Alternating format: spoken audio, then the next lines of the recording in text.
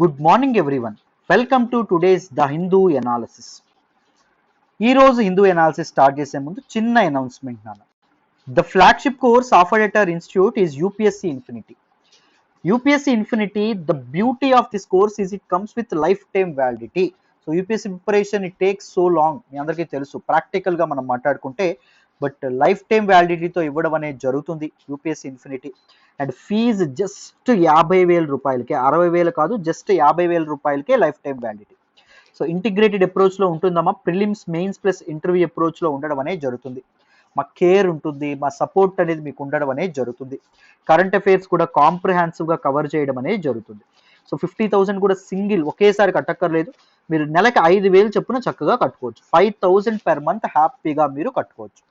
And రీసెంట్గా launch చేసినటువంటి NCERT foundation course ఏదైతే ఉందో అది యూపీఎస్సీ ఇన్ఫినిటీతో మీకు ఇంక్లూడ్ అయి రావడం అనేది జరుగుతుంది. అండ్ యూపీఎస్సీ ఇన్ఫినిటీ తీసుకుంటే ఎన్సీఆర్టీ ఫౌండేషన్ కోర్స్ మీకు ఆటోమేటిక్గా వచ్చేయడం అనేది జరుగుతుంది. సీసాట్ కూడా మీకు రావడం అనేది, కలిపి రావడం అనేది జరుగుతుంది. అండ్ యూపీఎస్సీ ఇన్ఫినిటీ తీసుకున్న వాళ్ళకి APSC and TSPSC group 1 and group 2 కూడా వాల్యూ యాడెడ్గా రావడం అనేది జరుగుతుంది. అండ్ దాంతోపాటు RBI grade B, grade A, మీరు యూపీఎస్సీ రాస్తున్న వాళ్ళు ఇవి కూడా రాస్తూ ఉంటారు కొన్నిసార్లు. సో ఆ ఎక్స్ట్రా సిలబస్ కూడా మీకు without taking a single penny, రూపాయి కూడా ఎక్స్ట్రా తీసుకోకుండా కవర్ చేయడం అనేది జరుగుతుంది. The fees, this particular 50,000 fee 31st వరకే మనకి 31st ఆగస్ట్ వరకే ఉంటుందండి. తర్వాత పెరిగిపోతుంది, 60,000 అయిపోతుంది. సో ఈ లోపే జాయిన్ అయ్యే ప్రయత్నం అనేది చేయండి. 7893899553 ఇది ప్రత్యూష మేడం నెంబర్, పైన కూడా మీకు ఉంది. మేడం నెంబర్కి ఫోన్ చేసి మీరు చక్కగా జాయిన్ అవ్వచ్చు. And daily mains answer writing practice కూడా ఉంటున్నాం. ఎవ్రీడే మీకు క్వశ్చన్ ఇస్తాము, మీరు ఆన్సర్ చేస్తారు. రెస్పెక్టివ్ ఫ్యాకల్టీ మెంబర్స్ కరెక్ట్ చేసి మీకు కన్స్ట్రక్టివ్ ఇండివిజువల్ ఫీడ్బ్యాక్ అనేది ఇస్తారు.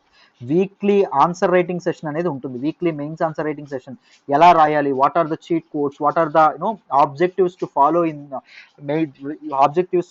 What are the procedure to follow in mains answer writing practice, ఇవన్నీ మీకు గైడ్ చేయడం అనేది జరుగుతుంది. కరెంట్ అఫైర్స్ చాలా కాంప్రహెన్సివ్గా మీకు కవర్ అవుతుంది. Make use of this opportunity. చక్కగా జాయిన్ అయ్యే ప్రయత్నం చేయండి. నన్ను నమ్మి జాయిన్ అవ్వండి, మీ నమ్మకం అయితే అసలు ఒమ్ము కాదు. And UPSC current affairs course fee అనేది ఇప్పుడు 7,000 అండి, 7,000 రూపాయలు. 7,000 రూపాయలకి లైఫ్ టైం వ్యాలిడిటీ అందించడం అనేది జరుగుతుంది. కరెంట్ అఫైర్స్ కోసం నేను ఎప్పుడు ఒకటే చెప్తాను, నన్ను నమ్మండి, జాయిన్ అవ్వండి. జాయిన్ అయిన తర్వాత 6 months, 6 నెలల పాటు మీ డెడికేషన్ అండ్ టైం నాకు ఇవ్వండి. You will master current affairs, that is for sure. Current affairs మీరు నేర్చుకోవడమే కాదు, వేరే వాళ్ళకి చెప్పేంత స్థాయికి కూడా మీరు ఎదుగుతారు. మళ్ళీ మళ్ళీ చెప్తున్నాను. సో కంప్లీట్గా ఇన్ డీటెయిల్, ఇన్ డెప్త్ ప్రతి ఆర్టికల్ని నేను డిస్కస్ చేస్తాను. So make use of this opportunity, right? మరి ఇప్పుడు హిందూ ఎనాలిసిస్ స్టార్ట్ చేద్దాం. ఫస్ట్ ఆర్టికల్ డిస్కస్ చేద్దాం, జాగ్రత్తగా వినాలి నన్ను. ఈరోజు హిందూ ఎనాలిసిస్లో మనం మాట్లాడుకునే మొదటి ఆర్టికల్ చూడండి అమ్మా. Afghanistan president Ghani leaves country as Taliban reach Kabul. Very very very important article regarding GS paper 2, international రిలేషన్స్లో మనం మాట్లాడుకుంటాం. ద హిందూలోని ఢిల్లీ ఎడిషన్లో పేజ్ నెంబర్ 1 నుంచి సెలెక్ట్ చేసుకున్నాను. జాగ్రత్తగా వింటే క్లియర్గా ఎక్స్ప్లెయిన్ చేస్తాను. అసలు ఆఫ్ఘనిస్తాన్లో ఏం జరుగుతుంది, ఇంతకీ తాలిబాన్ అంటే ఎవరు, సో ఇంతవరకు హిస్టరీ ఏంటి, వీటన్నింటి గురించి డీటెయిల్డ్గా మనం ఈ ఆర్టికల్లో తెలుసుకుందాం. సో ఆఫ్ఘనిస్తాన్ని తాలిబన్లు ఆక్రమించుకోవాలని చెప్పి చూస్తున్నారు. సో ప్రతి ఒక్క టెరిటరీని, ప్రతి ఒక్క బేస్ని, ప్రతి ఒక్క ప్రావిన్షియల్ క్యాపిటల్ని, ఆల్మోస్ట్ 90% ఆఫ్ ఆఫ్ఘనిస్తాన్ని వాళ్ళు త్రూ ఫోర్స్, అంటే బలవంతంగా తమ ఆధీనంలోకి తెచ్చుకోవడం అనేది జరిగింది. సో చాలా మంది ఇళ్లలో బిక్కు బిక్కు అంటూ గడుపుతున్నారు. చాలా మంది బయట దేశాలకి, like Pakistan and Iran and Uzbekistan, Turkmenistan, ఈ ప్రాంతాలు, ఈ దేశాలు ఏవైతే ఉన్నాయో అక్కడికి పారిపోతున్నారు. అండ్ చాలా మంది పోలీసులు కూడా పారిపోవడం అనేది జరుగుతుంది. చాలా మంది తమ జీవితాంతం కష్టపడి సంపాదించినటువంటి డబ్బు ఏదైతే ఉంటుందో దాన్ని డ్రా చేసుకొని ఏదైనా చేసుకుందాం, ఏదైనా కంట్రీ సైడ్కి వెళ్ళిపోదాం, సిటీస్లో ఉండకుండా, అంటే గ్రామాల వైపు వెళ్ళిపోదాం అని చెప్పి ఏటీఎంల ముందు బార్లు తిరుగుతూ ఉండడం అనేది జరిగింది. సో ఇంత టర్మాయిల్కి, ఇంత ఘోరాతి ఘోరానికి కారణమైనటువంటి వ్యక్తులు ఎవరు, అసలు ఇంతకీ ఈ తాలిబన్లు అంటే ఎవరు, ఎందుకు ఈ తాలిబన్లను చూసి అందరూ భయపడుతున్నారు, ఇది మనం ఫస్ట్ తెలుసుకోవాలి. సో మొదట తాలిబన్ అంటే ఆ పదానికి అర్థం ఏంటి అని మనం తెలుసుకోవాలి. తాలిబన్ సింప్లీ మీన్స్ స్టూడెంట్స్ అండి, అర్థమైందా? స్టూడెంట్స్. సో ఏ లాంగ్వేజ్లో అంటే Pashto language. This Pashto language is being spoken by 60% of Afghanistan population. Afghanistan పీపుల్లో 60% ఈ లాంగ్వేజ్ మాట్లాడడం అనేది జరుగుతుంది. ఆ లాంగ్వేజ్లో తాలిబన్ అంటే అర్థం ఏంటండి? స్టూడెంట్స్. మరి ఏం నేర్చుకున్నారు వీళ్ళు స్టూడెంట్స్గా అంటే ద లెర్న్డ్ ఇస్లామిక్ షరియత్స్, ఇస్లామిక్ లా ఏదైతే ఉంటుందో దాన్ని వీళ్ళు చదువుకోవడం అనేది జరిగింది. ప్రపంచం మొదట తాలిబన్ అనేటటువంటి పదం ఏదైతే ఉంటుందో అది ఎప్పుడు వినడం అనేది జరిగింది అంటే 1990 1919 తర్వాతే ఈ తాలిబన్ అనేటటువంటి పదం అనేది వెలుగులోకి రావడం అనేది జరిగింది. సో ఎందుకు ఈ తాలిబన్లు వెలుగులోకి వచ్చారు అనేటటువంటి విషయం తెలుసుకునే ముందు మనం ఆఫ్ఘనిస్తాన్ యొక్క జాగ్రఫీ ఒకసారి మనం తెలుసుకోవాలి.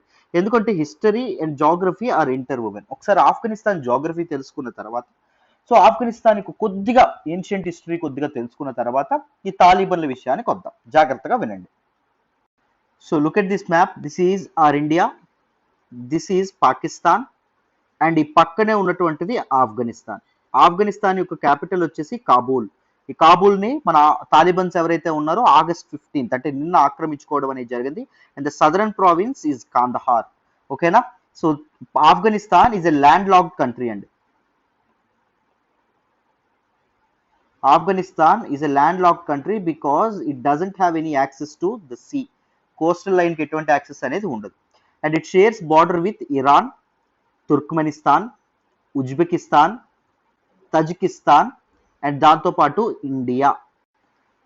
రైట్, ఈ ప్రాంతాన్ని మనకి పాకిస్తాన్ ఇప్పుడు అడ్మినిస్టర్ చేయడం అనేది జరుగుతుంది. ఇది గిల్గిత్ బల్తిస్తాన్ అంటాం. ఇదిగోండి ఇక్కడ ఉండేటటువంటిది పిఓకే, పాకిస్తాన్ ఆక్యుపైడ్ కాశ్మీర్ అంటాం కదా. గిల్గిత్ బల్తిస్తాన్తో షేర్ చేసుకోవడం అనేది జరుగుతుంది. అండ్ చైనాతో కూడా బార్డర్ షేర్ చేసుకోవడం అనేది జరుగుతుంది. చూడండి ఎన్ని కంట్రీస్తో షేర్ చేసుకుంటుందో వీటిని మీరు గుర్తుపెట్టుకోవాలి. అండ్ ఏషియాలో ఉండేటటువంటి మిగిలిన ల్యాండ్ లాక్ కంట్రీస్ నాకు కామెంట్ బాక్స్లో తెలియజేయండి. ఎంతవరకు కరెక్ట్గా చెప్తారో చూద్దాం. రైట్, అయితే చూడండి అమ్మా, మన ఆఫ్ఘనిస్తాన్కి ఒక పేరు ఉండడం అనేది జరిగింది. Famous name, that is graveyard of empires.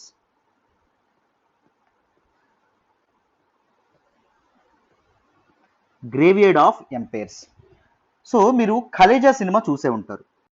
అందులో కమెడియన్ ఆలీ అనుష్కని ఉద్దేశించి ఒక మాట అంటాడు, దీన్ని ముట్టుకుంటే మసి, దీన్ని టచ్ చేస్తే నాశనం, దీన్ని పెళ్లి చేసుకుంటే మట్టి అని చెప్పి అనడం అనేది జరుగుతుంది. సేమ్ ఆఫ్ఘనిస్తాన్ కూడా అంతేనమ్మా. ఆఫ్ఘనిస్తాన్ ఎవరైనా కాన్ఫర్ చేయాలని ప్రయత్నించారా వాళ్ళ ఎంపైర్ అనేది ఎండ్ అయిపోతుంది. ఆఫ్ఘనిస్తాన్ అనేటటువంటిది ఒక ఘోరాతి ఘోరమైనటువంటి ప్రదేశం. సో మీరు మనం చూసుకుంటే ఫస్ట్ ఆర్కిమెనిడ్ ఎంపైర్ అనేటటువంటిది ఉండేది. ఆ ఎంపైర్ కూడా ఎప్పుడైతే ఆఫ్ఘనిస్తాన్కి ఎక్స్టెండ్ అయిందో వాళ్ళ పతనం అనేది స్టార్ట్ అయింది. తర్వాత అలెగ్జాండర్, సికిందర్ అని కూడా అంటారు, అలెగ్జాండర్ ద గ్రేట్. ఆయన కూడా ఎప్పుడైతే ఆఫ్ఘనిస్తాన్ని ఆక్రమించాడో, కాందహార్ని ఆక్రమించడం అనేది జరుగుతుంది. ఇక్కడ దగ్గరలో ఉండేటటువంటి చాలా చాలా గ్రామాల పేర్లు కూడా అలెగ్జాండ్రియా అనేటటువంటి పేరుతో ఉంటాయి. సో అలెగ్జాండర్ కూడా ఆయన రెయిన్ కూడా మొత్తం అన్నింటినీ ఆక్రమిస్తాడు. ఆఫ్ఘనిస్తాన్ ఆక్రమించిన తర్వాత ఆయన పతనం అవుతాడు. అండ్ దాంతో పాటు Mauryan empire, Chandragupta Maurya Seleucus, Persian king అయినటువంటి సెల్యూకస్ నికేటర్ను ఓడించడం అనేది జరుగుతుంది. తర్వాత మన ఆఫ్ఘనిస్తాన్ లో చాలా ప్రాంతాలను ఆక్రమించడం అనేది జరుగుతుంది. వాళ్ళు ఎండ్ అవుతారు. ఇండో బ్యాక్ట్రియన్ గ్రీక్స్ తర్వాత వస్తారు. వాళ్ళు కూడా ఇలాగే ఆఫ్ఘనిస్తాన్ ని పరిపాలిస్తారు. సక్సెస్ఫుల్ గా రెయిన్ చేయడం అనేది, రూల్ చేయడం అనేది జరగదు. అండ్ దాని తర్వాత కుషాన్స్ ఎవరైతే ఉంటారో, కుషాన్స్ ఒకప్పుడు ఆఫ్ఘనిస్తాన్ నుండి పాస్ అవుతున్నటువంటి సిల్క్ రోడ్ ఏదైతే ఉంటుందో దాన్ని ఆక్రమిస్తారు. బట్ వాళ్ళు కూడా లాస్ట్ కి పతనం అవ్వడం అనేది జరుగుతుంది. ఆఫ్ఘనిస్తాన్ మీద ఎవరు కన్నేస్తే ఈవెన్ మొఘల్స్ మన అక్బర్ ఆక్రమించడం అనేది జరుగుతుంది. అక్బర్ తర్వాత రూలర్స్, 2-3 రూలర్స్ తర్వాత సో ఆఫ్ఘనిస్తాన్ ఏదైతే ఉంటుందో అది చేజారిపోతుంది. తర్వాత దురానీ ఎంపైర్ కానీ లేకపోతే మహారాణా రంజిత్ సింగ్ కానీ ఇలా చాలా మంది ఆఫ్ఘనిస్తాన్ ఎప్పుడైతే ఆక్రమించుకుంటారో తర్వాత వెంటనే బూడిదైపోతారనమాట. అర్థమైందా? సో దాని తర్వాత మీరు గమనించిన ఈవెన్ బ్రిటిష్ సుపీరియర్ పవర్ గా ఉండేది. అర్థమైందా? బ్రిటిషర్స్ కూడా ఆఫ్ఘనిస్తాన్ని ఆక్రమించుకోవాలనుకుంటారు, కానీ వాళ్ళు కూడా సక్సెస్ఫుల్ అవ్వరు, నాశనం అయిపోతారు. అండ్ తర్వాత ఇప్పుడు రీసెంట్ గా అమెరికా 2001 నుంచి అమెరికా సూపర్ పవర్, అగ్రరాజ్యం అంటాం. అమెరికా ఇప్పుడు 2001 నుంచి 2020 వరకు 20 ఇయర్స్ వార్ వేజ్ చేసింది. బట్ హ్యూమిలియేటింగ్ రిటర్న్ అనేది చూస్తుంది.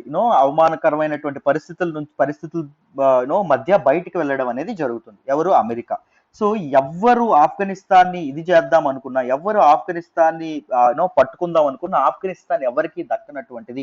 ఆఫ్ఘనిస్తాన్ పొరపాటున కాన్ఫర్ చేసుకున్నారా ఆ ఎంపైర్ తాలూకా పతనం అనేది స్టార్ట్ అవుతుంది అని లెక్క. So that is the reason why Afghanistan is famously called graveyard of empires. So before understanding about the Taliban, let us talk about the modern history of Afghanistan. చూడండి అన్న, so modern history of Afghanistan లోకి వెళ్లే ముందు the great game between Russia and British గురించి మనం తెలుసుకోవాలి. So ఇక్కడ మనకి at the end of the fag end of 19th century ఆ టైంలో టూ ఇంపార్టెంట్ ఎంపైర్స్ అనే ఉండేవి. ఒకటి ఇంపీరియల్ రష్యన్ ఎంపైర్, అండ్ దాంతోపాటు ఇక్కడ చూడండి సబ్ కాంటినెంట్ లో, ఇండియన్ సబ్ కాంటినెంట్ లో ఉన్నటువంటి బ్రిటిష్ ఇండియన్ ఎంపైర్. ఈ మధ్యలో ఉన్నటువంటిది ఇది చూడండి, ఇది Afghanistan. So Afghanistan acted as the buffer state between Russia and దాంతో పాటు ఇండియా.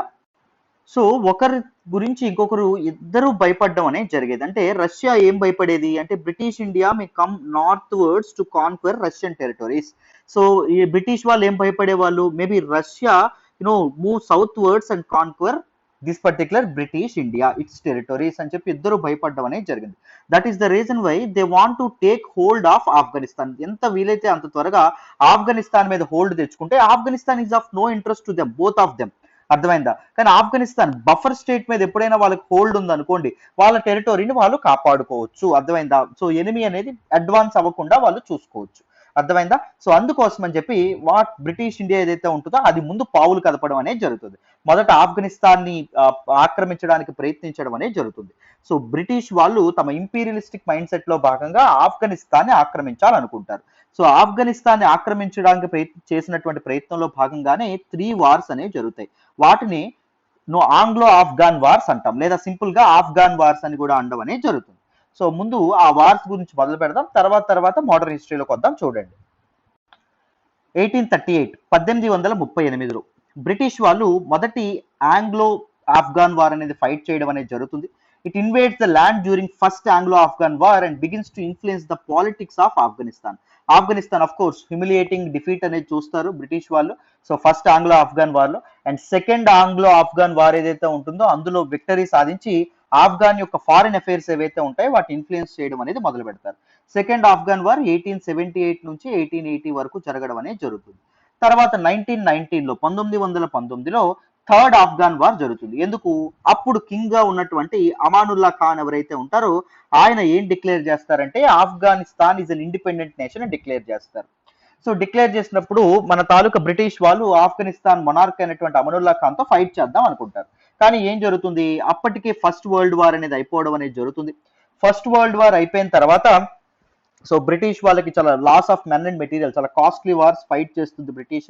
సో వాళ్ళకి సరైనటువంటి సోల్జర్స్ గట్రా ఉండరు. అండ్ ఆల్రెడీ చెప్పాను కదా, Afghanistan is of no importance to them. Afghanistan అనేది అప్పుడే మన తాలూకా ఇంపీరియల్ రష్యా ఏదైతే ఉంటుందో అది వీక్ కూడా అవ్వడం అనేది జరిగింది. రష్యా నుంచి ఎక్కువ ఎంత మాత్రం థ్రెట్ లేదు. సో ఆఫ్ఘనిస్తాన్ కి ఇండిపెండెన్స్ ఇస్తే ఏం పోతుంది అనుకుంది. అండ్ దాంతో పాటు ఇంకొకటి ఏం జరుగుతుంది అంటే అప్పుడు ఖలీఫ్ ఒట్టమన్ ఎంపైర్ ఏదైతే ఉంటుందో టర్కీ కింగ్ క్యాలిఫట్ అని చెప్పి అనేవాళ్ళు. సో ఫస్ట్ వరల్డ్ వార్ లో బ్రిటిష్ వాళ్ళు ఈ ఒట్టమన్ ఎంపైర్ కి ఎగనెస్ట్ గా పోరాడడం అనేది జరిగింది. జర్మనీ, ఒట్టమన్ ఎంపైర్ వీళ్ళందరూ ఒక సైడ్ ఉంటారు. అండ్ మన తాలూకా యుఎస్ అనేది 1917 లో ఎంటర్ అవుతుందండి. తర్వాత ఎంటర్ అవుతుంది లేట్ గా 1914 నుంచి 1981 వరకు కదా వరల్డ్ వార్ 1 అవుతుంది. 1917 లో మన తాలూకా యుఎస్ ఏదైతే ఉంటుందో యునైటెడ్ స్టేట్స్ ఎంటర్ అవుతుంది. లైక్ అండ్ యుఎస్, ఫ్రాన్స్ ఇవన్నీ కలిపి అలైడ్ పవర్స్ గా ఉంటాయి. ఇవి ఇప్పుడు వరల్డ్ వార్ 1 లో వీళ్ళందరూ కలిపి సెంట్రల్ పవర్స్ గా ఉండడం అనేది జరుగుతుంది, ఒట్టమన్ ఎంపైర్ వీళ్ళందరూ. సో బ్రిటిష్ వాళ్ళు ఏం చేస్తారు, దిస్ ఒట్టమన్స్ కి ఎగనెస్ట్ గా పోరాడడం అనేది జరుగుతుంది. క్యాలిఫట్ ని పదవి నుంచి దించేస్తారు.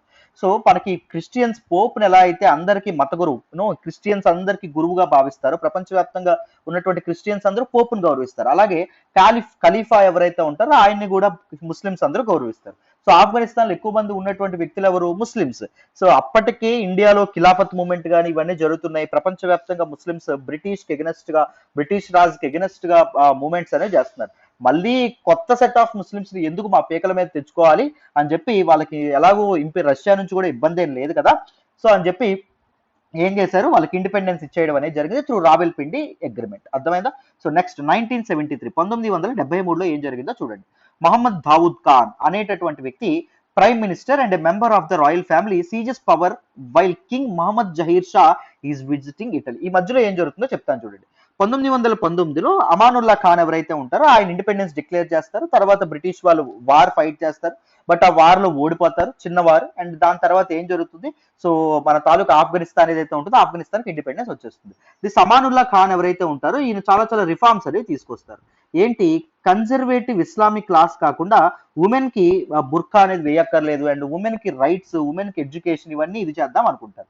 అందుకోసం అని చెప్పి ఆయన అలా చేస్తున్నారు, రిఫార్మ్స్ అనేవి ఇచ్చేస్తున్నారని చెప్పి దిస్ కన్జర్వ్డ్ పీపుల్ ఎవరైతే ఉంటారో, దీస్ క్లెర్జీమెన్, దీస్ నో ప్రీస్ట్ ఎవరైతే ఉంటారో వాళ్ళు 1928 నుంచి 29 వరకు సివిల్ వార్ అనేది మొదలు పెట్టడం అనేది జరుగుతుంది. సివిల్ వార్ తర్వాత అమానుల్లా ఖాన్ ఎవరైతే ఉంటారో ఆయన అసాసినేట్ అవ్వడం అనేది జరుగుతుంది. తర్వాత నాజిర్ ఖాన్ ఎవరైతే ఉంటారో ఆయన వస్తారు. నాజిర్ ఖాన్ తర్వాత ఆయన తాలూకు కొడుకు అయినటువంటి జహీర్ షా ఎవరైతే ఉంటారో ఆయన అధికారంలోకి రావడం అనేది జరుగుతుంది. జాహిర్ షా ఏకంగా చాలా ఏళ్ళు పరిపాలించడం అనేది జరుగుతుంది. సుమారు 1933 నుంచి, సో 29 నుంచి 33 వరకు నాజిర్ ఖాన్ రూల్ చేస్తారండి. 1933 నుంచి 1973 వరకు ఈయనే ఉండడం అనేది జరుగుతుంది. సో 1973లో పాపం ఈయనకి ఐ ప్రాబ్లం, కన్ని కలకలు వచ్చాయని చెప్పి ఇటలీకి వెళ్తాడు. ఇటలీకి వెళ్ళినప్పుడు ఈ మహమ్మద్ దావూద్ ఖాన్, ఆయన తాలూకా ప్రైమ్ మినిస్టర్ అయినటువంటి వ్యక్తి ఎవరైతే ఉంటారో ఆయన పవర్ అనేది తీసుకోవడం అనేది జరుగుతుంది 1973లో. 1978లో ఏం జరగడం అనేది జరుగుతుంది, సార్ రెవల్యూషన్ అనేటటువంటి ఒక రెవల్యూషన్ జరుగుతుంది. అందులో దావూద్ ఖాన్ ఎవరైతే ఉంటారో ప్రైమ్ మినిస్టర్, ఆయన్ని వీళ్ళు మర్డర్ చేయడం అనేది జరుగుతుందమ్మా. పీపుల్ ఎవరైతే ఉంటారో వాళ్ళు మర్డర్ చేసి the communist democratic Party of Afghanistan ఏదైతే ఉంటుందో అది పవర్ ని దక్కించుకుంటుంది. ఇది 1978లో మిలిటరీ కూ జరుగుతుంది. మిలిటరీ వాళ్ళు ఎవరైతే ఉంటారో వాళ్ళు ఏం చేస్తారు, మిలిటరీ కూ అంటే military attack, military uprising.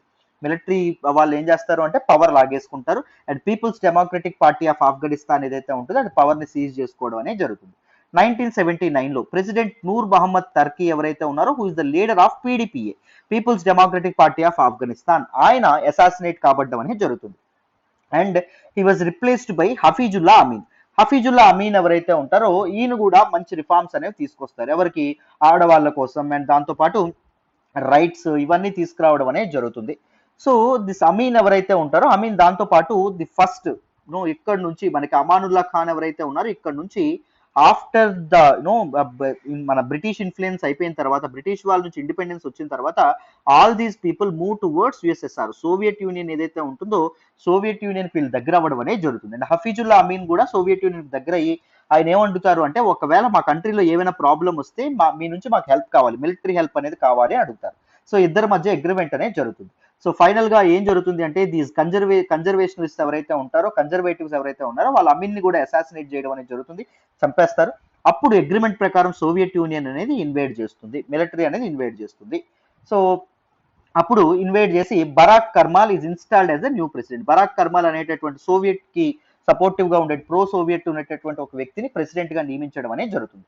So 1979 నుంచి సోవియట్ ఇన్వేజన్ అనేది ఆఫ్ఘనిస్తాన్ లో మొదలవుతుంది. బట్ సోవియట్ యూనియన్ కి ఎగ్నెస్ట్ గా ఎవరు, అది కోల్డ్ వార్ టైం కదా, 1945 నుంచి 1991 వరకు ఏంటది, this is the period of cold war. Cold war అనేది ఎవరెవరి మధ్య జరిగింది అంటే United States of America and USSR ఏదైతే ఉంటుందో ఈ రెండింటి మధ్య జరగడం అనేది జరిగింది. సో యుఎస్ఎస్ఆర్ ఇక్కడ వార్ వేస్ చేస్తుంటే ఎవరికి, కన్జర్వేటివ్స్ వాళ్ళనే ముజాహుద్దీన్ రెబల్స్ అని చెప్పి అనడం అనేది జరుగుతుంది. ఈ ముజాహుద్దీన్ రెబల్స్ ఎవరైతే ఉన్నారో వాళ్ళకి ఆర్మ్స్ ఇవన్నీ ఎవరిచ్చారు, యునైటెడ్ స్టేట్స్ ఆఫ్ అమెరికా ఇవ్వడం అనేది జరిగింది. దాంతో పాటు సౌదీ అరేబియా ఏదైతే ఉంటుందో సౌదీ అరేబియా కూడా ఇవ్వడం అనేది జరిగింది. ఎవరికి, ఆ ముజాహుద్దీన్ రెబల్స్. అండ్ డబ్బులు కూడా, క్యాష్ కూడా చాలా చాలా ఎక్కువ ఇవ్వడం అనేది జరిగింది to fight against USSR army. And USSR కూడా చాలా చాలా హోలోకాస్ట్ కి ఇదవ్వడం అనేది, జెనసైడ్ కి పాల్పడడం అనేది జరిగింది, ఆడవాళ్ళ మీద అఘాయిత్యాలు చేయడం అనేది జరిగింది, rapes, murders. That is a brutal and that is a dark period in Afghanistan అని చెప్పి చెప్పొచ్చు. సోవియట్ ఇన్వేజన్ ఏదైతే ఉంటుందో సోవియట్ ఇన్వేజన్. నెక్స్ట్ చూడండి, అయితే ఇక్కడ చూడండి 1979 నుంచి 1989 సుమారు 11 సంవత్సరాల పాటు సోవియట్ ఆఫ్ఘాన్ వార్ అనేది జరుగుతుంది. ఎవరెవరికి, mujahideen rebels, conservatives and Soviet Union ఏదైతే ఉంటుందో వాళ్ళిద్దరి మధ్య. 1989లో ఏం జరుగుతుంది, Soviet army withdraws all troops from the country. 1989లో సోవియట్ యూనియన్ అనేది వార్ అనేది ఎండ్ చేస్తుంది. ఎందుకు, ఆ టైంకే సోవియట్ యూనియన్ అనేది వీక్ అయిపోతుంది. కోల్డ్ వార్ లో మన తాలూకా ఇదేదైతే ఉంటుందో యుఎస్ఏ ఏదైతే ఉంటుందో దాని పోటీకి తాళలేక సో చాలా చాలా డబ్బులు ఖర్చు పెట్టడం అనేది జరుగుతుంది. అనవసరమైనటువంటి యుద్ధాల్లో అనవసరంగా కేవలం యుఎస్ఏ యునైటెడ్ స్టేట్స్ ఆఫ్ అమెరికాకి ఎగనెస్ట్ గా ఉండాలి అనే కారణంతో చాలా వార్స్ వేస్ చేస్తుంది. సోవియట్ యూనియన్ అప్పటికీ చాలా డైల్యూట్ అవ్వడం అనేది జరుగుతుంది, మనీ బ్యాంక్రప్ట్ కూడా అవ్వడం అనేది జరుగుతుంది. సబ్సిక్వెంట్లీ ఏ సివిల్ వార్ బ్రోకౌట్. వెంటనే ఎప్పుడైతే సోవియట్ యూనియన్ బయటకు వెళ్ళిపోతుందో అక్కడ అనార్కీ అనేది ఏర్పడుతుంది. అనార్కీ అంటే అరాచకత్వం. అనార్కీ అంటే అరాచకత్వం. అరాచకత్వం అంటే అర్థం ఏంటండి? ఎటువంటి గవర్నమెంట్ లేకపోవడం. ఇప్పుడు ఆఫ్ఘనిస్తాన్ లో కూడా అదే జరగబోతుంది. అర్థమైందో? చూద్దాం తర్వాత ఏం జరుగుతుందో. సో ఒక సివిల్ వార్ బ్రోకౌట్ అవ్వడం అనేది జరుగుతుంది. డిఫరెంట్ ఫ్యాక్షన్స్ ఏం నిర్ణయించుకుంటారంటే మాకు కావాలంటే మాకు కావాలి పవర్ అని చెప్పి కొట్లాట్లు ఆడుకోవడం అనేది మొదలవుతుంది. సో అప్పుడే 1990s లో 1989లో సోవియట్ యూనియన్ ఎప్పుడైతే వెళ్ళిపోయిందో 1990s లో తాలిబన్ అంటే ఏం చెప్పుకున్నాం? స్టూడెంట్స్ అని చెప్పుకున్నాం. సోవియట్ ఇన్వేజన్ టైంలో ఎవరైతే పీపుల్ పాకిస్తాన్ అండ్ ఇరాన్ కి వెళ్ళిపోవడం అనేది జరిగిందో, అంటే రెఫ్యూజీస్ గా శరణార్థులుగా పారిపోవడం అనేది జరిగిందో, వాళ్ళు పాకిస్తాన్ అండ్ ఇరాన్ యొక్క మద్రసాస్ ఏవైతే ఉన్నాయో, మదర్సాస్ అని కూడా అంటాం, ఈ మదర్సాస్ ఏవైతే ఉన్నాయో అక్కడ వీళ్ళందరూ చదువుకోవడం అనేది జరిగింది. ఏంటి? ఇస్లామిక్ క్లాస్, షరియత్ క్లాస్ ఏవైతే ఉన్నాయో అవి చదువుకోవడం అనేది జరిగింది. సో వాళ్ళందరూ ఏం నిర్ణయించుకుంటారు? మనందరం పోరాడి ఎలా అయినా మన ఆఫ్ఘనిస్తాన్ని మన చేతుల్లోకి తీసుకోవాలి, ఇస్లామిక్ లా ప్రకారం ఆఫ్ఘనిస్తాన్ యొక్క రూలింగ్ అనేది జరగాలి అనేటటువంటి ఉద్దేశంతో ఆ పొలిటికల్ టర్మాయిల్ ఇన్ ఆఫ్ఘనిస్తాన్ దాన్ని క్యాష్ చేసుకొని, అనార్కీని క్యాష్ చేసుకొని 1996లో పవర్లోకి రావడం అనేది జరుగుతుంది. So Taliban rule is almost medieval rule అండి. ఎవరికి రైట్స్ అనేవి ఉండేవి కాదు. ఆడవాళ్ళ మీద దారుణమైనటువంటి రెస్ట్రిక్షన్స్ అనేవి ఉండడం అనేది జరిగింది. అండ్ దాంతోపాటు ఇస్లామిక్ చిన్న చిన్న తప్పులకు కూడా చాలా పెద్ద పెద్ద శిక్షలు వాళ్ళు వేస్తూ ఉండడం అనేది జరిగింది. ఆఫ్టర్ 9/11 అటాక్స్, ఫేమస్ 9/11 అటాక్స్, ఇక్కడ నుంచి నేను రాస్తూ ఎక్స్ప్లెయిన్ చేస్తాను సో దట్ మీకు ఈజీగా అర్థమవుతుంది. సో తాలిబన్ రూల్ అనేది 1996 నుంచి 2001 వరకు కొనసాగడం అనేది జరిగింది. 2001 వరకు ఉంది. 2001లో తాలిబన్ దింపేయబడతారు. ఎవరు? యుఎస్ అనేది బలవంతంగా తాలిబన్ నుంచి పవర్ నుంచి తీసేస్తుంది. ఎందుకు తీసేస్తుంది ఏంటి అని చెప్పి ఇక్కడ నుంచి డిస్కస్ చేద్దాం. జాగ్రత్తగా వినండి. సో చూడండి నాన్న, 9/11 అటాక్స్ గురించి మీరు తెలుసుకోవాలి. సెప్టెంబర్ 11th 2001 అప్పటికే కోల్డ్ వార్ లో విన్ అయ్యి, యుఎస్ఎస్ఆర్ యొక్క కొలాప్స్ తర్వాత కోల్డ్ వార్ లో విన్ అయ్యి విజయ గర్వంతో ఊగిపోతుంది ఎవరు? అమెరికా. అమెరికా ఒక అగ్రరాజ్యంగా ఎదుగుతుంది. అమెరికా యొక్క ఆధిపత్యానికి ఒక చెంపపెట్టు పెట్టేలాగా ఒసామా బిన్ లాడెన్ అనేటటువంటి ఒక వ్యక్తి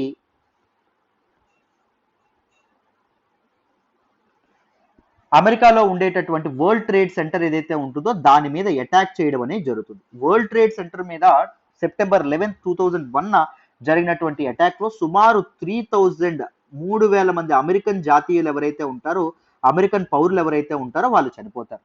సో వెంటనే అమెరికన్ ఇంటెలిజెన్స్ ఏదైతే ఉంటుందో రంగంలోకి దిగుతుంది. ఎవరు అటాక్ చేశారు అని ఆరా తీస్తే ఏం తెలుస్తుంది అంటే అల్ ఖైదా అనేటటువంటి ఒక టెర్రరిస్ట్ గ్రూపు ఈ అటాక్ అనేది చేసింది అని చెప్పి తెలియడం అనేది జరుగుతుంది. మరి అల్ ఖైదా యొక్క నాయకుడు ఎవరు అని ఆరా తీస్తే ఒసామా బిన్ లాడెన్ అనే పేరు వినిపించడం అనేది జరుగుతుంది. మరి ఒసామా బిన్ లాడెన్ ఎక్కడున్నాడు అంటే ఒసామా బిన్ లాడెన్ ఆఫ్ఘనిస్తాన్ లో ఉన్నాడు అని చెప్పి తెలియడం అనేది జరుగుతుంది.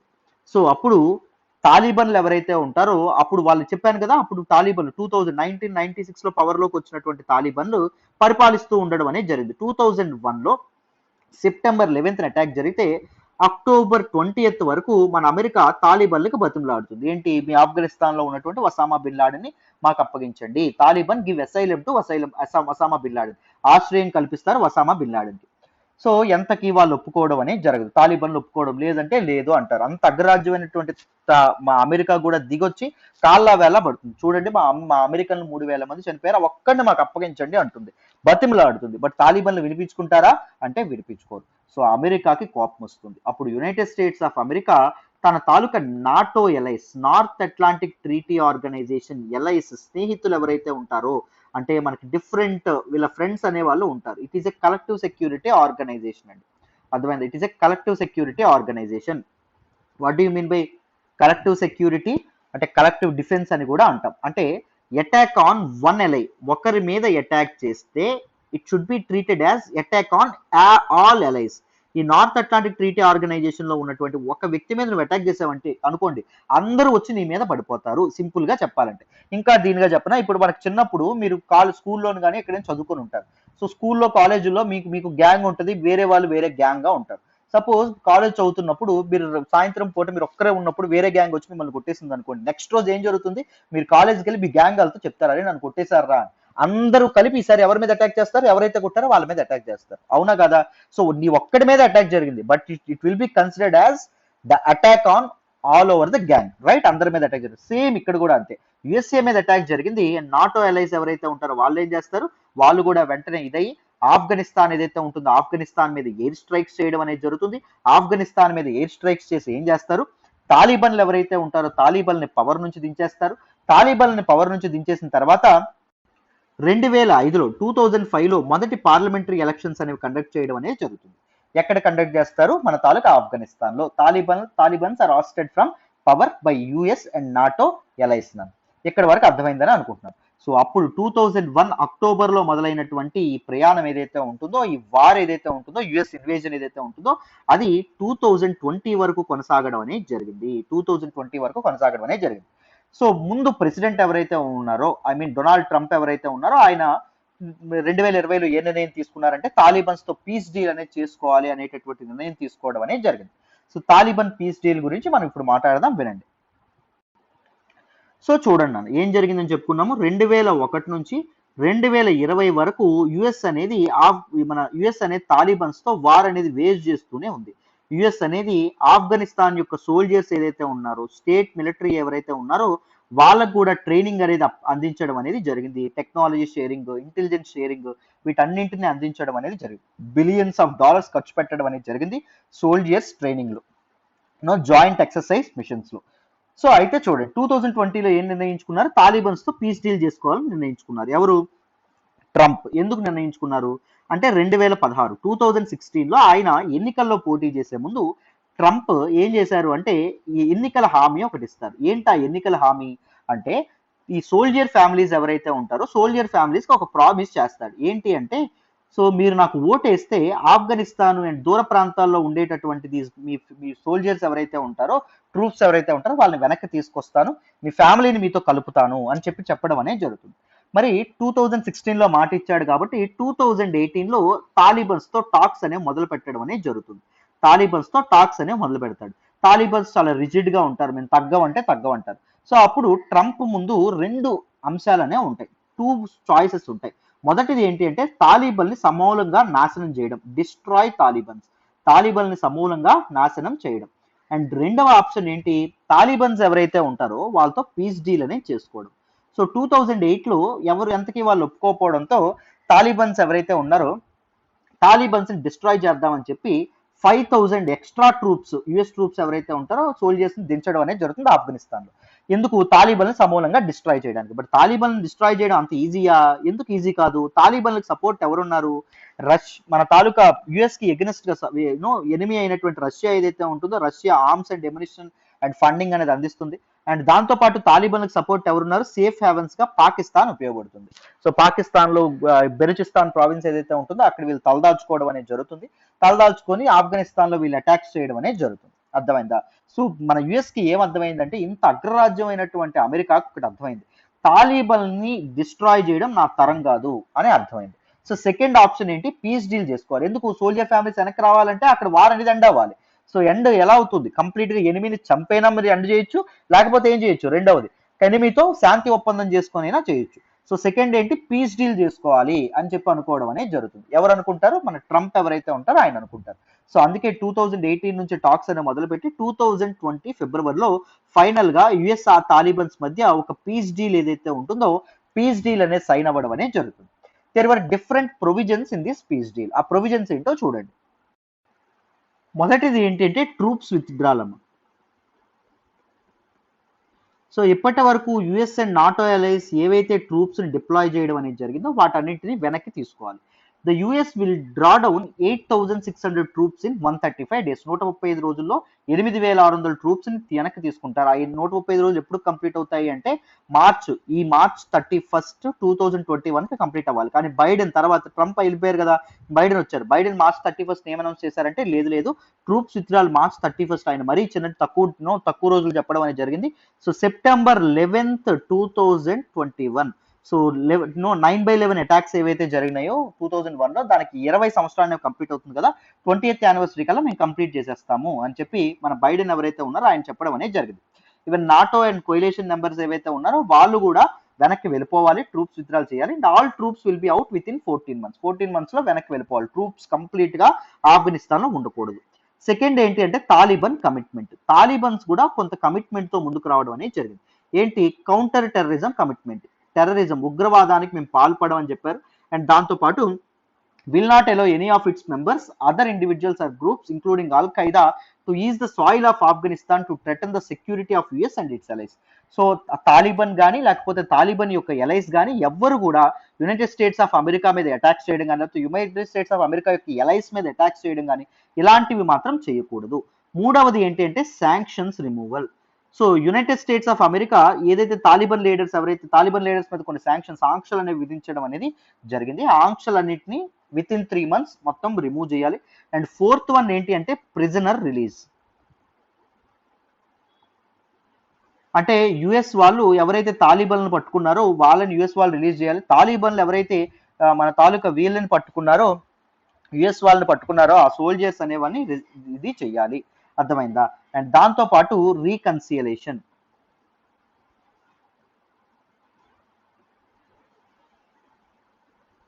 సో ఇప్పుడు మన ఆఫ్ఘనిస్తాన్ పరిపాలిస్తుంది ఎవరు అంటే ఒక స్టాండర్డ్ గవర్నమెంట్ అనేది పరిపాలిస్తుంది.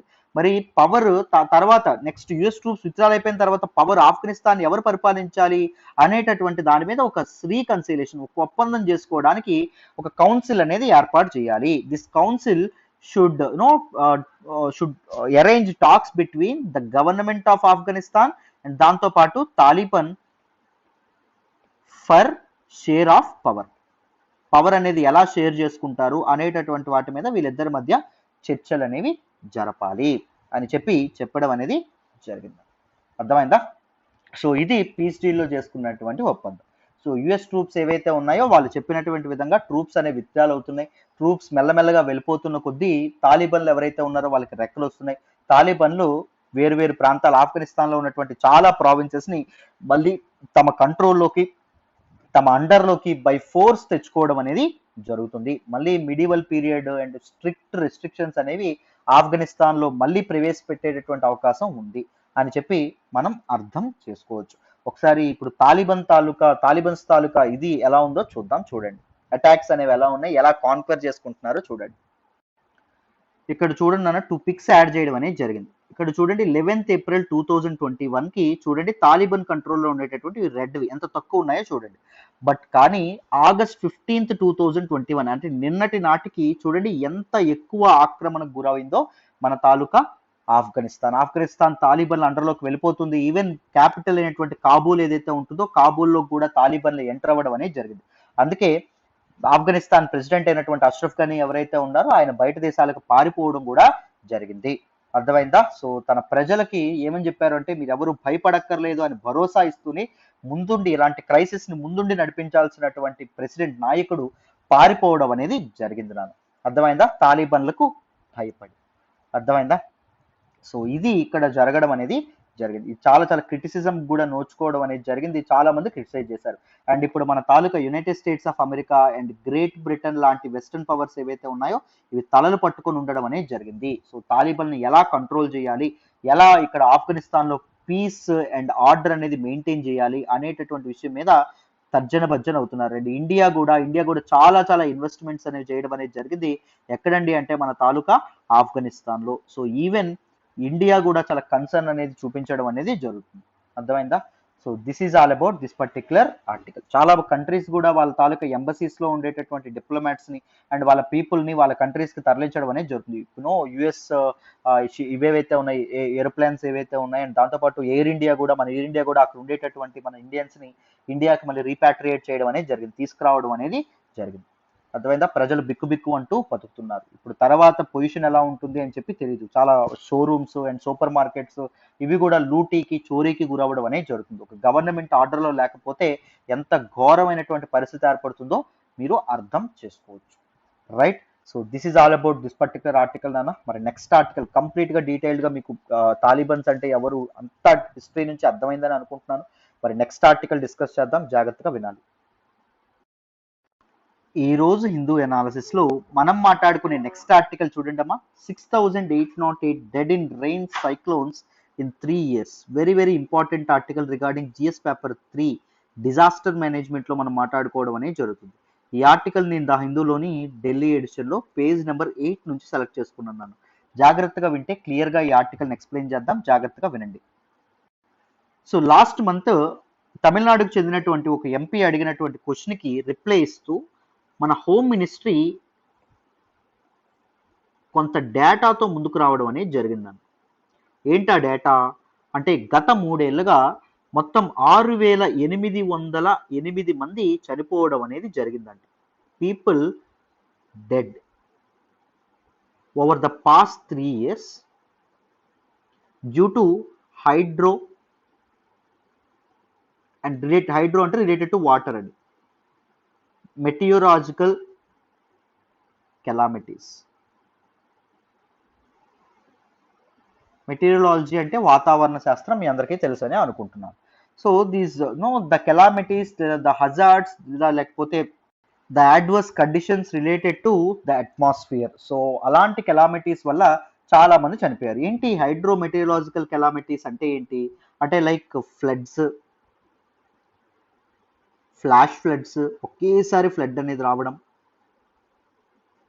ల్యాండ్ స్లిప్స్, భూమి అనేది ఒరికిపోవడం, ల్యాండ్ స్లిప్ని ల్యాండ్ స్లైడ్ అని కూడా అంటాం, అండ్ సైక్లోన్స్. వీటన్నింటి వల్ల మొత్తం గత 3 ఏళ్ళలో 6,808 మంది దేశవ్యాప్తంగా చనిపోవడం అనేది జరిగింది అని చెప్పారమ్మ. సో అందులో హయ్యెస్ట్ డెత్స్ ఏ స్టేట్లో రావడం అనేది జరిగింది అంటే దురదృష్టవశాత్తు వెస్ట్ బెంగాల్. వెస్ట్ బెంగాల్కి చెందినటువంటి చాలా మంది ప్రజలు ముఖ్యంగా చనిపోవడం అనేది జరిగింది. సో లాస్ట్ 3 yearsలో వెస్ట్ బెంగాల్ మొత్తం ఇంపార్టెంట్ 4 సైక్లోన్స్తో ఇదవ్వడం అనేది జరిగిందమ్మా. 4 cyclones have attacked West Bengal in the last 3 years. ఏంటి సైక్లోన్స్? ఇన్ 2019 ఫనీ, అండ్ 2019లోనే ఇంకొకటి ఏంటి అంటే బుల్బుల్, 2020లో Amphan, 2021లో as.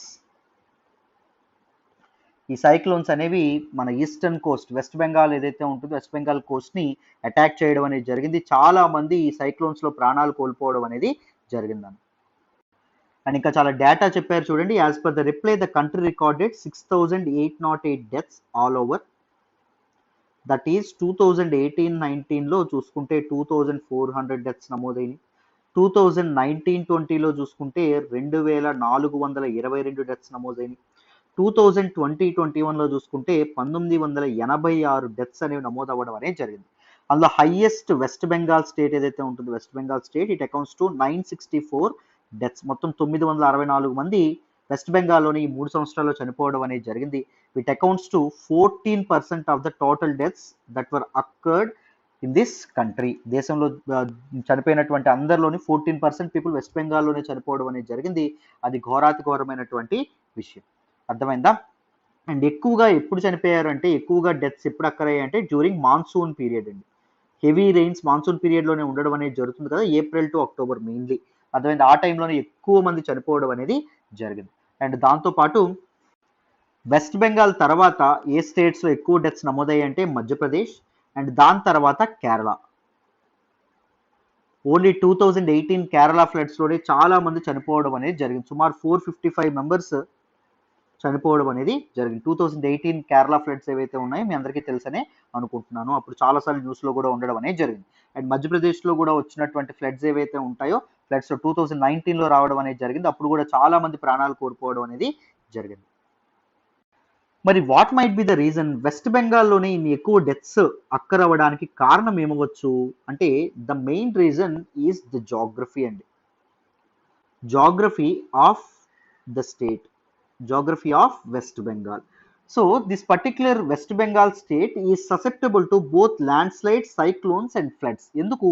There are both mountains and coastal line in this particular state. West బెంగాల్లో మనకి మౌంటైన్స్ ఉంటాయి అండ్ దాంతోపాటు కోస్టల్ లైన్ కూడా ఉండడం అనేది జరుగుతుంది. That is the reason why mountainous రీజియన్లో ఎక్కువగా ఏం జరుగుతాయి, క్లౌడ్ బర్స్ట్ అనేవి ఎక్కువగా రావడం అనేది జరుగుతుంది. అండ్ దాంతోపాటు ల్యాండ్ స్లైడ్స్ ఏవైతే ఉన్నాయి ల్యాండ్ స్లైడ్స్ అనేవి రావడం అనేది జరుగుతుంది. అండ్ దాంతోపాటు స్లోప్ ఉంటుంది కాబట్టి ఫ్లడ్స్ కూడా రావడం అనేది జరుగుతుంది. ఫ్లాష్ ఫ్లడ్స్ కూడా ఇక్కడ ఎక్కువ వస్తాయి. కోస్టల్ లైన్స్లో ఏమొస్తాయి, సైక్లోన్స్ ఏవైతే ఉన్నాయి, cyclones coastal areas are prone to cyclones. So అన్ని డిజాస్టర్స్కి అటాక్ అయ్యేటటువంటి స్థితిలో వెస్ట్ బెంగాల్ ఉంది కాబట్టి వెస్ట్ బెంగాల్లో ఎక్కువ చావులు అనేవి నమోదు అవ్వడం అనేది జరిగింది. అది మనకి ఇక్కడ చెప్పడం అనేది జరిగింది. సో వెస్ట్ బెంగాల్ తర్వాత ఏమని చెప్పుకున్నాం, మధ్యప్రదేశ్ తర్వాత ఏంటి, కేరళ తర్వాత ఏంటి,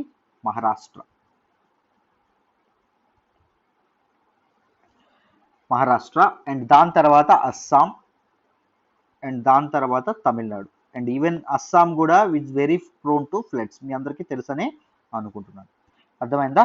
అండ్ దాంతోపాటు తమిళనాడు తర్వాత Odisha. They are very prone to these natural calamities and natural disasters అని చెప్పడం అనేది జరిగింది. With respect to funding by the centre, చూడండి ఇక్కడ మొత్తం అంతా మీకు ఎగ్నెస్టే కనిపించడం అనేది జరుగుతుంది. In terms of funds released by the centre under state disaster response funds. State disaster response funds లో భాగంగా సెంటర్ ఫండ్స్ ఒక్కొక్క స్టేట్ కి ఎలా రిలీజ్ చేసిందంటే హైయెస్ట్ మహారాష్ట్రకి రిలీజ్ చేసింది. ఎంత, 1288 కోట్లు. తర్వాత ఉత్తరప్రదేశ్ మనకు లిస్ట్లోనే ఉందా, లేదు, కానీ ఉత్తరప్రదేశ్ తర్వాత రిలీజ్ చేయడం అనేది జరిగింది. తర్వాత మధ్యప్రదేశ్ 728 crore. అండ్ వెస్ట్ బెంగాల్కి ఎంత రిలీజ్ చేసిందో తెలుసా, చాలా తక్కువ, 404 crore. వై, ఎందుకో మీకు తెలుసు, because of the political factor, Trinamool Congress party factor అనేది ఉండడం వల్ల. అందుకే స్టేట్ కి సెంటర్ కి సఖ్యత అనేది చాలా చాలా అవసరం. అలా అని చెప్పి స్టేట్స్ అనేవి సెంటర్ ఊడిగం చేయాలా అంటే చేయక్కర్లేదు. అర్థమైందా? బట్ ఒక సఖ్యత ఒక సరైనటువంటి వాతావరణం అనేది ఉండడం చాలా చాలా అవసరం. అర్థమైందా? సో వెస్ట్ బెంగాల్కి 404 crores మాత్రమే హైయెస్ట్ డెత్స్ అక్కడ నమోదైనవి. But highest it is very disaster prone area, all kinds of disasters అనేవి అక్కడే ఛాన్స్ ఉంది. బట్ కానీ చాలా తక్కువ మనకి ఇవ్వడం అనేది జరిగింది. ఎవరిచ్చారు, మన తాలూకా సెంట్రల్ గవర్నమెంట్ ఏదైతే ఉంటుందో, central government, right? So west Bengal geography is the main reason. And దాంతోపాటు లాస్ట్ 3 years లో ఎన్ని, 4, ఒకటి ఫనీ, అండ్ దాంతోపాటు బుల్బుల్, అండ్ దాంతోపాటు అంఫాన్, అండ్ దాంతోపాటు యాస్. ఈ 4 సైక్లోన్స్ ఇక్కడ అటాక్ చేయడం అనేది జరిగింది దిస్ పర్టికులర్ ఏరియా. అర్థమైందా? So this is all about this particular article అమ్మ. సో డీటెయిల్డ్గా మీ అందరికీ ఈ ఆర్టికల్ అర్థమైందని అనుకుంటున్నాను. మరి నెక్స్ట్ ఆర్టికల్ డిస్కస్ చేద్దాం, జాగ్రత్తగా వినండి. ఈరోజు హిందూ ఎనాలిసిస్లో మనం మాట్లాడుకునే నెక్స్ట్ ఆర్టికల్ చూడండి అమ్మా, a day of champions at the majestic red fort. Very very important article regarding GS paper 1 art and కల్చర్లో మనం మాట్లాడుకోవడం అనేది జరుగుతుందని. చాలా చాలా ఇంపార్టెంట్ ఆర్టికల్. ఈ ఆర్టికల్ని నేను ద హిందూలోని ఢిల్లీ ఎడిషన్లో పేజ్ నెంబర్ 9 నుంచి సెలెక్ట్ చేసుకున్నాను. సో నిన్న ఎర్రకోటపై త్రివర్ణ పతాకాన్ని మన ప్రైమ్ మినిస్టర్ నరేంద్ర మోడీ గారు ఎగరేశారు. దాంతోపాటు స్పీచ్ కూడా ఆయన ఇవ్వడం అనేది జరిగింది. దాంతోపాటు అక్కడ జరిగినటువంటి సెరమోనీలో మన తాలూకా ఒలింపిక్స్ 2021 టోక్యో ఒలింపిక్స్లో నెగ్గినటువంటి దీస్ అథ్లెట్స్ ఎవరైతే ఉన్నారో వాళ్ళని సత్కరించడం కూడా జరిగింది, వాళ్ళ క్యాష్ ప్రైజ్ కూడా ఇవ్వడం అనేది జరిగింది. సో ఈ కాంటెక్స్ట్లో అసలు రెడ్ ఫోర్ట్ అంటే ఏంటి, అండ్ రెడ్ ఫోర్ట్ యొక్క హిస్టరీ ఏంటి, ఢిల్లీ యొక్క హిస్టరీ ఏంటి, దీన్ని మనం తెలుసుకుందాం. సో ప్రతిదాన్ని స్టాటిక్ రిలేట్ చేసుకోవడం చాలా చాలా అవసరం. సో జాగ్రత్తగా వినండి, క్లియర్గా ఎక్స్ప్లెయిన్ చేసే ప్రయత్నం చేస్తాను, మీకు ఈజీగా అర్థమవుతుంది. మొదట మనం ఢిల్లీ యొక్క చరిత్ర గురించి మనం మాట్లాడుకోవాలి. బిఫోర్ 12th century, 12వ శతాబ్దం ముందు ఢిల్లీని ఏమని పిలిచేవాళ్ళు అంటే ఢిల్లీ అనే పేరుతో పిలవడం అనేది జరిగింది. So it is a moderate town, it is not of the status of a capital, it is moderately significant town అప్పుడు. సో తర్వాత ఇది రాజ్పుత్ తోమార్ డినాస్టీ ఏదైతే ఉంటుందో తోమార్ డినాస్టీ యొక్క క్యాపిటల్ అవ్వడం అనేది జరిగింది. And this Tomar dynasty was replaced by Chauhans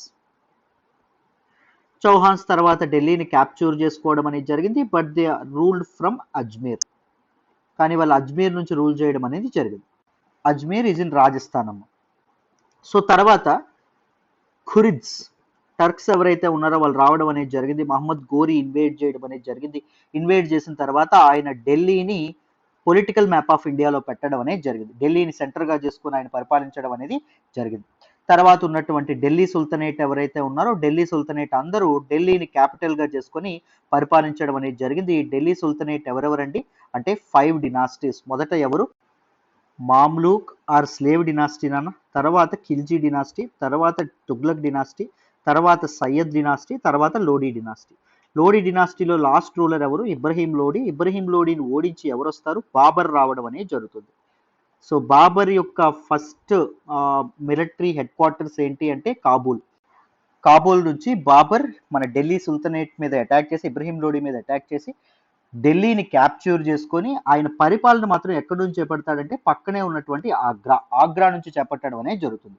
so మొదటి 100 సంవత్సరాల మొఘల్ పాలన ఏదైతే ఉంటుందో 100 సంవత్సరాలు మోస్ట్ పార్ట్ వీళ్ళు ఆగ్రా నుంచే పరిపాలించడం అనేది జరుగుతుంది. బట్ సిగ్నిఫికెంట్ గా ఢిల్లీ ఎప్పుడు క్యాపిటల్ అవుతుంది అంటే డ్యూరింగ్ షాజహాన్ టైం. షాజహాన్ ఎవరైతే ఉంటారో Shah Jahan, so he is the son of Jahangir. Jahangir is the son of Akbar the great. So Shah Jahan ఎవరైతే ఉంటారో ఈ షాజహానాబాద్ అనేటటువంటి ఒక సిటీని నిర్మిస్తాడు ప్రెజెంట్ డే ఉన్నటువంటి ఢిల్లీలో. ఈ షాజహానాబాద్ లోనే రెడ్ ఫోర్ట్ ఏదైతే ఉంటుందో రెడ్ ఫోర్ట్ ని నిర్మించడం అనేది జరుగుతుంది. ఎర్రకోట, లాల్ కిలా అని కూడా అనడం అనేది జరుగుతుంది. రెడ్ ఫోర్ట్ ని ఎవరు కన్స్ట్రక్ట్ చేశారైతే మన తాలూకు షాజహాన్ ఎవరైతే ఉన్నారో ఆయన కన్స్ట్రక్ట్ చేయడం అనేది జరుగుతుంది. సో అప్పటి నుంచి మన రెడ్ ఫోర్ట్ కన్స్ట్రక్ట్ చేసినప్పటి నుంచి అంటే 1648 నుంచి 1857, 1857తో మొఘల్ ఎంపైర్ అనేది ఎండ్ అయిపోతుంది. 1857 సిపాయి మిట్నీతో సో ఎండ్ అయిపోతుంది కదా. లాస్ట్ రూలర్ ఎవరు అంటే బహదూర్ షా. సో 1857 వరకు క్యాపిటల్ గా మన మొఘల్ క్యాపిటల్ గా ఢిల్లీనే ఉండడం అనేది జరుగుతుంది. అర్థమైందా? తర్వాత మొఘల్స్ నుంచి దిస్ పర్టిక్యులర్ ఢిల్లీ ఏదైతే ఉంటుందో అది ఈస్ట్ ఇండియా కంపెనీ చేతుల్లోకి వస్తుంది. ఈస్ట్ ఇండియా కంపెనీ చేతుల్లో నుంచి బ్రిటిష్ వాళ్ళ చేతుల్లోకి రావడం అనేది జరుగుతుంది. బ్రిటిష్ క్రౌన్ చేతిలోకి రావడం అనేది జరుగుతుంది. అర్థమైందా? సో 1905లో బెంగాల్ పార్టీషన్ ఏదైతే ఉంటుందో బెంగాల్ పార్టీషన్ అనౌన్స్ చేయడం అనేది జరుగుతుంది. ఎవరు అంటే లార్డ్ కర్జన్. బెంగాల్ని East Bengal and West Bengal గా డివైడ్ చేస్తారు. What was the explicit reason mentioned for this division అంటే Bengal is too big to be administrate అని చెప్తారు. బెంగాల్ అనేది చాలా పెద్దదైపోతుంది, అడ్మినిస్ట్రేషన్ కన్వీనియన్స్ కోసం విడదీస్తున్నామని చెప్తారు. బట్ కమ్యూనల్ హార్మోనీ అనేది దెబ్బతీయడానికి బెంగాల్ యొక్క కల్చర్ ఏదైతే ఉంటుందో దాన్ని డిస్ట్రాయ్ చేయడానికి లార్డ్ కర్జన్ ఎవరైతే ఉన్నారో ఆ నిర్ణయం తీసుకోవడం అనేది జరుగుతుంది. సో 1911లో ఏం జరుగుతుంది? బెంగాల్ నుంచి క్యాపిటల్ని ఢిల్లీ ఏదైతే ఉంటుందో ఢిల్లీకి మార్చడం అనేది జరుగుతుంది. సో 1947 ఆగస్టు 15న మొదట మనకు స్వాతంత్రం రాగానే జవహర్లాల్ నెహ్రూ గారు ఎవరైతే ఉన్నారో ఆయన ఇండియా గేట్ దగ్గర మొదటిసారి త్రివర్ణ పతాకం ఎగరేస్తారు. ఇండియా గేట్ తర్వాత వెంటనే ఎక్కడ ఎగరేస్తారు? రెడ్ ఫోర్ట్ దగ్గర కూడా ఎగరేయడం అనేది జరుగుతుంది. సో అప్పటి నుంచి ఈ సాంప్రదాయం ఏదైతే ఉంటుందో ప్రతి ఇండిపెండెన్స్ డేకి మన ప్రధానమంత్రులు ఎవరైతే ఉన్నారో ఆయన వాళ్ళ ఎర్రకోట మీద దిస్ పర్టిక్యులర్ మన త్రివర్ణ పతాకం జెండా ఏదైతే ఉంటుందో దాన్ని ఎగరవేయడం అనేది జరుగుతుంది. అది ఆనవాయితీగా రావడం అనేది జరుగుతుంది. Now let us understand the architecture and the other facts about Red Fort అమ్మ. చాలా చాలా important. Red Fort was built by Shahjahan. And who is the architect behind this particular Red Fort? Ustad Ahmad Lahori. Architectural style, Mughal architectural style and Indo-Islamic architectural style. దీనికి UNESCO world heritage site గుర్తింపు కూడా ఉండడం అనేది జరిగింది. And it is on the banks of river Yamuna నది ఒడ్డున ఇది construct చేయబడడం అనేది జరిగింది. And red fort is known for it's gardens. అద్భుతమైనటువంటి పార్క్స్ గార్డెన్స్ తో ఉండడం అనేది జరుగుతుంది. అండ్ వాటర్ ఛానల్ కూడా అక్కడ అందమైనటువంటి వాటర్ ఛానల్ కూడా ఒక నీటి కాలువ కూడా ఉంది. దాన్ని ఏమంటారు అంటే ద స్ట్రీమ్ ఆఫ్ ప్యారడైజ్ అనేటటువంటి పేరుతో పిలుస్తారు. The stream of Paradise is located in అని చెప్పి మీకు క్వశ్చన్ రావచ్చు. చాలా చాలా ఇంపార్టెంట్. అర్థమైందా? సో స్ట్రీమ్ ఆఫ్ ప్యారడైజ్ అనేటటువంటి పేరుతో పిలవడం అనేది జరుగుతుంది. సో ఇండో ఇస్లామిక్ ఆర్కిటెక్చర్ అనేటటువంటిది ఫ్యూ సింబల్స్తో మనం క్యారెక్టరైజ్ చేయొచ్చు. ఇండో ఇస్లామిక్ ఆర్కిటెక్చర్లో మనకు కొన్ని సింబల్స్ కనిపిస్తాయి. ఇక్కడ పెడుతున్నాను చూడండి. So these are the symbols అండి. మొదట ఆర్చ్ అనేది మనకు కనిపించడం అనేది జరుగుతుంది. This is the arch. And తర్వాత మనకి మినరెట్స్ ఏవైతే ఉన్నాయో అవి కనిపించడం అనేది జరుగుతుంది. మినార్స్ ఏవైతే ఉన్నాయో అవి కనిపిస్తాయి. అండ్ దాని తర్వాత this particular style that is dome అని కూడా అనడం అనేది జరుగుతుంది. ఇవి మనకి ఇండో ఇస్లామిక్ ఆర్కిటెక్చర్ స్టైల్లో కనిపించడం అనేది జరుగుతుంది. Indo Islamic architecture is the mixture of 3 styles. ఒకటి సరాసనిక్ అంటే ఇస్లామిక్ ఆర్కిటెక్చర్ అని అర్థం. మసీదులు గట్రా ఏ ఆర్కిటెక్చర్ స్టైల్లో ఉంటాయో that is Saracenic architecture. And second one ఏంటంటే టర్కిష్ ఆర్కిటెక్చర్, తురుస్కుల తాలూకా కట్టడ నైపుణ్యము. అండ్ దాంతోపాటు అరబ్ ఆర్కిటెక్చర్. ఒట్టమన్ ఆర్కిటెక్చర్, ఇది కూడా మనకు కనిపించడం అనేది జరుగుతుంది. అర్థమైందా? ఈ 3 ఆర్కిటెక్చరల్ స్టైల్స్ ఏవైతే ఉన్నాయో అవి కనిపించడం అనేది జరుగుతుంది. And they give much importance to shapes అండి. డిఫరెంట్ షేప్స్కి వాళ్ళు ఇంపార్టెన్స్ ఇవ్వడం అనేది జరిగింది. అండ్ దాంతోపాటు అలాంగ్ విత్ దెమ్ వీళ్ళు కాలిగ్రఫీ ఏదైతే ఉంటుందో, దస్తూరి ఏదైతే ఉంటుందో దానికి కూడా చాలా చాలా ఇంపార్టెన్స్ ఇవ్వడం అనేది జరిగింది. అండ్ దాంతోపాటు డెకరేషన్ కోసం వీళ్ళు కలర్డ్ మార్బుల్ ఏదైతే ఉంటుందో కలర్డ్ మార్బుల్ కూడా వాడడం అనేది జరుగుతుంది. పాలిక్రోమ్ మార్బుల్ కూడా వాడతారు. పాలిక్రోమ్ అంటే it comprises of different colours. Polychrome marbles కూడా ఎక్కువగా ఉండడం అనేది జరుగుతుంది. అండ్ పెయింటెడ్ ప్లాస్టర్ ఏదైతే ఉంటుందో పెయింటెడ్ ప్లాస్టర్ కూడా వాడడం అనేది జరుగుతుంది. అండ్ దాంతోపాటు గ్లేజ్డ్ టైల్స్, మెరుస్తూ ఉండేటటువంటి టైల్స్ ఏవైతే ఉంటాయో అవి కూడా వీళ్ళు కన్స్ట్రక్షన్లో వాడడం అనేది జరుగుతుంది. And this particular Indo Islamic style can be divide into many types. That is imperial style ఒకటవది, ఢిల్లీ సుల్తనేట్ టైంలో ఎవర్జ్ అవ్వడం అనేది జరిగింది. నెక్స్ట్ ప్రొవిన్షియల్ స్టైల్, ప్రావిన్సెస్లో ఇది డెవలప్ అయినటువంటి స్టైల్. మూడవది మొఘల్ స్టైల్, మొఘల్స్ టైంలో మొదలైనటువంటి style. These are all types of different stages of Indo Islamic style. Fourth one Deccani style. Deccani style మనకి బీజాపూర్, గోల్కొండ, ఇక్కడ మనకి ఇప్పుడు ఇది మనకి చార్మినార్ చూస్తే అది డెక్కనీ స్టైల్లో బిల్డ్ అయినటువంటి ఒక ఇంపార్టెంట్ స్ట్రక్చర్ అండి. What is the building material used? Building material అనేది ఏం వాడతారు అంటే రబుల్ మెజనరీ వాడడం అనేది జరుగుతుంది. రబుల్ అంటే ఏంటి అంటే పీసెస్ ఆఫ్ బ్రిక్స్ అండి. బ్రిక్స్ ఆర్ స్టోన్స్, వాటిని ఎక్కువగా కన్స్ట్రక్షన్ మెటీరియల్ వాడతారు. అండ్ ద వాల్స్ ఏవైతే ఉంటాయో వాల్స్ అనేవి చాలా చాలా ఎక్స్ట్రీమ్లీ థిక్గా ఉంటాయి, బలంగా ఉండడం అనేది జరుగుతుంది. అందుకే for years this particular constructions ఏవైతే ఉన్నాయో అవి నిల్చుండి ఉండడం అనేది జరుగుతుంది. అర్థమైందా? Walls use to be extremely thick and the material use rubbles masonry అనేది ఎక్కువగా వాడతారు, which is very easily available. And దాంతోపాటు these walls were then seized over. Rubble మ్యాసనరీతో కన్స్ట్రక్ట్ చేసిన తర్వాత వాటిని లైమ్ స్టోన్ ప్లాస్టర్ ఏదైతే ఉంటుందో, లైమ్ స్టోన్ సున్నపు రాయితో ప్లాస్టరింగ్ చేయడం అనేది జరుగుతుంది. ఆర్ డ్రెస్డ్ స్టోన్ ని పీసెస్ గా చేసి ఆ వాల్స్ మీద డ్రెస్సింగ్ చేయడం కూడా జరుగుతుంది. అండ్ వెరైటీ ఆఫ్ స్టోన్స్ కూడా వాడతారండి. First quartzite, sand stone, buff, marble, so ఇలాంటి స్టోన్స్ కూడా వాడడం అనేది జరుగుతుంది. In some cases polychrome tiles కూడా వాడతారు. పాలిక్రోమ్ అంటే మల్టిపుల్ కలర్స్ లో ఉండేటటువంటి టైల్స్. జాగ్రత్తగా గుర్తుపెట్టుకోండి, వాల్స్ ఫినిషింగ్ కి వాడడం అనేది జరుగుతుంది. అర్థమైందా? So these are some important facts about Red Fort and Indo Islamic style and everything that you need to know about this particular article. So I hope అందరికీ ఈ ఆర్టికల్ అనేది అర్థమైందని అనుకుంటున్నాను, డీటెయిల్డ్గా అర్థమైందని అనుకుంటున్నాను. సో ఫుల్ హిందూ అనాలిసిస్ కావాలంటే you can opt for our current affairs course by calling this number 7893899553. Life time వ్యాలిడిటీతో మీకు క్లాసెస్ అనేవి చెప్పడం అనేది జరుగుతుంది. Make use of this opportunity. నన్ను నమ్మి జాయిన్ అవ్వండి, మీ నమ్మకం అయితే ఒమ్మకాదు. అండ్ నా ఎక్స్ప్లెనేషన్ వస్తున్నట్టయితే కీప్ లైకింగ్ అవర్ వీడియోస్, మీ ఫ్రెండ్స్తో షేర్ చేసుకోండి, ఎలా ఉందో కూడా కామెంట్ చేయండి. Thank you so much for all the support and all the love so far. Thank you so much అమ్మ. ఓకేనా? మళ్ళీ రేపటి హిందూ అనాలిసిస్లో కలుద్దాం. బాయ్ నాన్న.